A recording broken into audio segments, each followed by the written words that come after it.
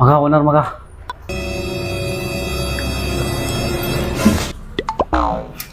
ಇದರಲ್ಲಿ 200 ರೂಪಾಯಿ ಕಮ್ಮಿ ಇದೆಯಲ್ಲ.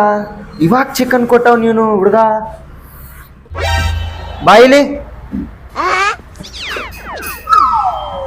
ಅದರಲ್ಲಿ 200 ರೂಪಾಯಿ ಇತ್ತಲ್ಲ, ಏನಾಯ್ತು?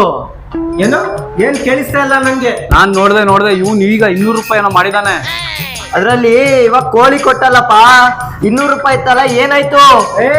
ನನ್ಗೇನು ಕೇಳಿಸ್ತಾ ಇಲ್ಲ ಇಲ್ಲಿ. ಕಿವುಡಾಗಿ ಕೂಡ ಏನೋ ಈಗ 200 ರೂಪಾಯಿ ಮಾಡಲ್ಲ ನೀನು. ಅಲ್ಲಿ ನನ್ ಜಾಗದಲ್ಲಿ ಇಲ್ಲಿ ಕೆಲ್ಸಕ್ಕೆ ನಿತ್ಕೋ ಕೇಳು.